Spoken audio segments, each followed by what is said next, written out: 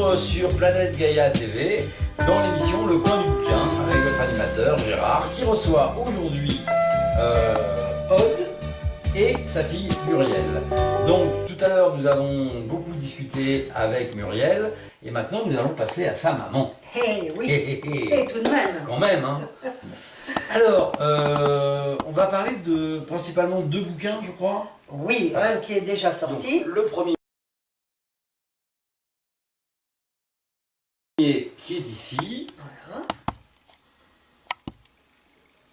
qui s'appelle Les coquelicots bleus, Les Coquelicots Bleus. ce qui est assez étrange. Ce qui est un peu space, oui. Oui, effectivement, il faut le dire. Et la suite qui va sortir en septembre, Ouais. qui s'appelle L'appel de la source.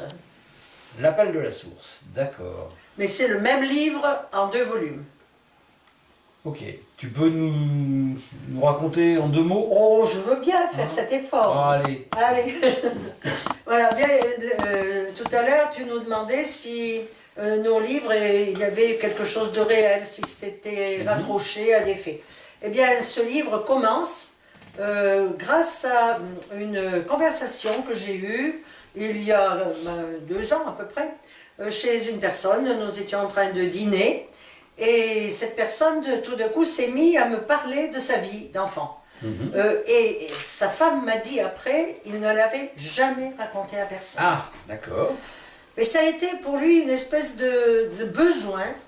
Il m'a raconté, ça peut se lire et se comprendre, l'histoire d'un petit garçon qui va être très heureux jusqu'à l'âge de 5 ans. Sa maman et son papa sont des gens tout à fait ordinaires. Sa maman est très pieuse, mais pas plus.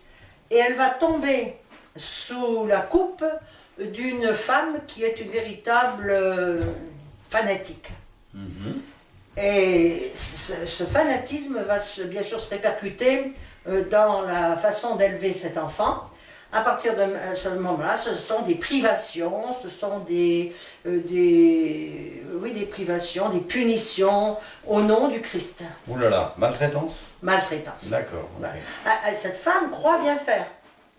Et ça, c'est vraiment l'histoire de ce vrai petit garçon-là, c'est authentique. Hein. Donc après, évidemment, moi je suis partie sur autre chose, bien sûr. Et ce petit garçon m'a vraiment inspirée. Et tout d'un coup, j'ai vu cet enfant rester très renfermé, très isolé, très solitaire, qui ne voulait se lier avec personne, et dont on se moquait parce il avait été sous-alimenté. Et dans ce cas, il était un petit peu chétif. Et il s'est véritablement fait moquer de lui, parce qu'en plus il s'appelle Flamand. Ouais. Et ses copains se moquent de lui dans la cour de récréation en battant des ailes. Ouais, Flamand Rose et compagnie. Voilà. Donc ça part mal. Ouais. Alors heureusement, et un jugement va faire en sorte qu'il sera enlevé à ses parents. Enfin pas officiellement si vous voulez, on dit qu'il faut l'enlever de là, si on peut dire, parce qu'il est vraiment tombé malade. Et il va être, il habite à côté du Puy-en-Velay. Moi je suis essentiellement auvergnate, ma fille aussi, mais elle a émigré dans la Drôme. Donc ses livres sont essentiellement drômois. Mes livres restent encore très auvergnats. D'accord. Donc ça c'est, mais le pont n'est pas. Oui, bien sûr. Voilà. Donc le petit garçon, ses parents habitent à Brioude, qui est la sous-préfecture de la Haute-Loire.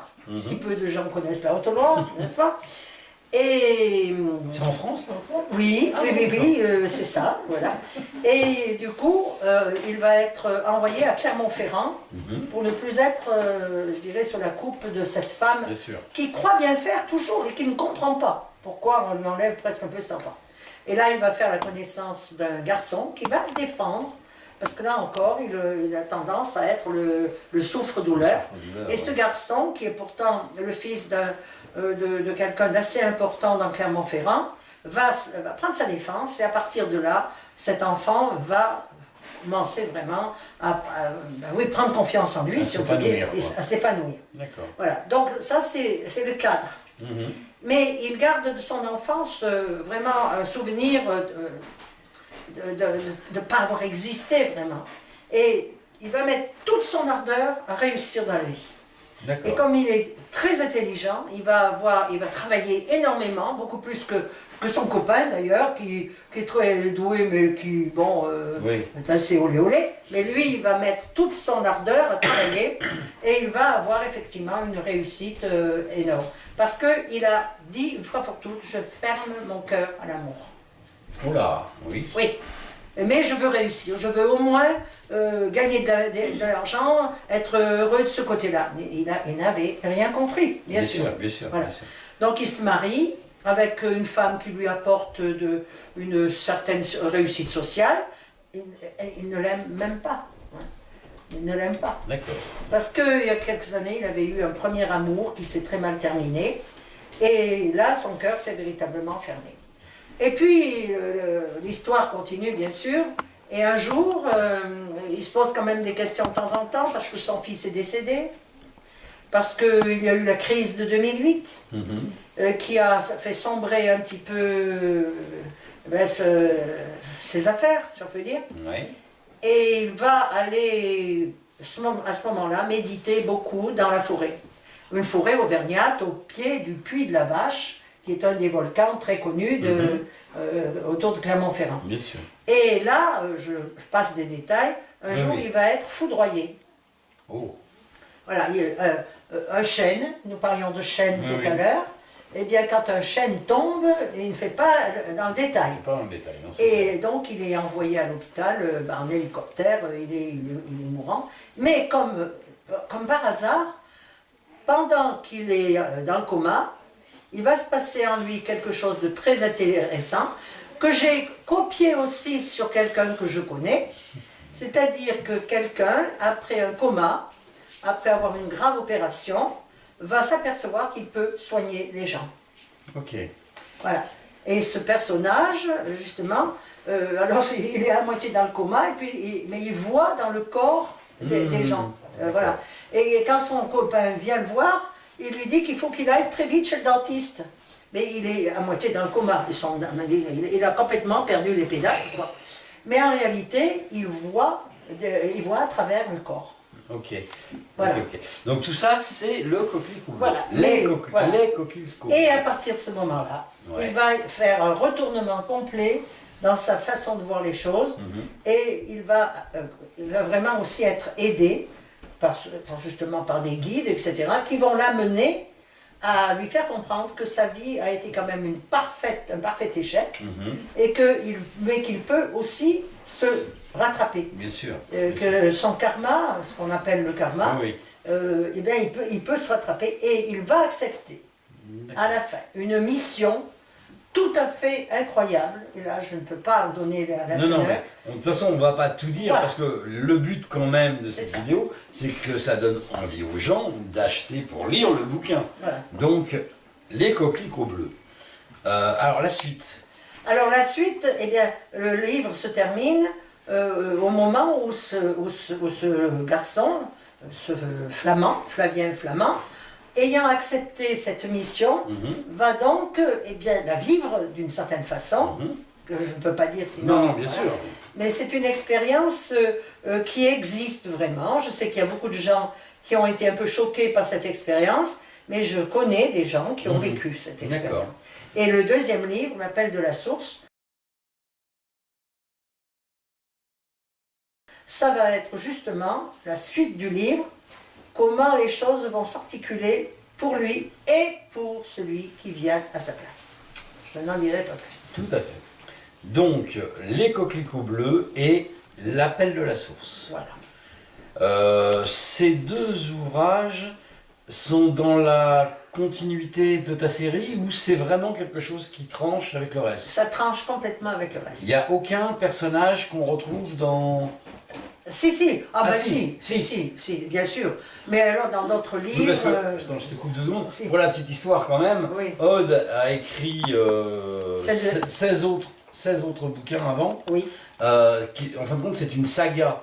Et on suit ces personnages avec bonheur et passion pendant toute cette saga. Donc voilà, la question c'est, est-ce qu'on retrouve certains des personnages? On fait une allusion à des personnages des autres livres. Ouais. Et dans l'appel de la source, il y aura aussi une petite fille qui aura une très grande importance dans le livre, qui a 5 ans, mais j'en dis pas plus, mais qui se trouve aussi dans un des livres. Sa mère est enceinte de cette petite fille, et 5 ans après, elle va aussi contribuer, je dirais, à l'appel de la source. D'accord.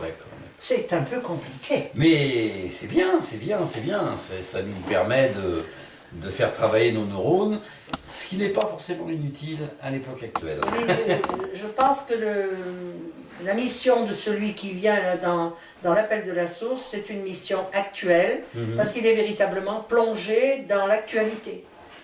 Il n'y a rien qui, finalement, il n'y a pas de sujet tabou. Quoi. Oui, non, bien sûr. Oui. Je dis les choses telles qu'elles sont, sûr. Telles que chaque personne peut la vivre aussi dans son quotidien et dans sa vie sociale aussi. D'accord. Un site internet, bien sûr. Ah oui. Hein? Ah oui. Donc, en dessous, on va mettre l'adresse du site où vous pourrez trouver tous tes bouquins. Et puis, les tiens aussi, je crois. Oui. Non, c'est le même. Il commence à y être. C'est le même éditeur, oui. Non, c'était pas le même. Non, c'est pas le même éditeur. Là, ça commence à être le même éditeur, mais. D'accord. Donc l'éditeur, c'est. Le signe d'eau. Le signe d'eau. Voilà. Avec un tout joli signe bleu. Ah, ouais. Oui, je vois le petit signe bleu là. Eh bien, merci Aude. Merci Muriel. Merci Gérard. Merci Gérard. C'est gentil pour ce temps que vous avez passé avec nous. Et j'espère qu'on aura le plaisir de vous retrouver pour d'autres interviews et d'autres bouquins, de nombreux bouquins. Moi, je suis un amateur de tes bouquins, je vais devenir un amateur des tiens. Donc, t'as pas le droit de t'en aller avant d'en avoir écrit au moins encore beaucoup. Si Dieu le veut. Voilà. Merci à tous. Merci. À très bientôt. Au revoir. Au revoir.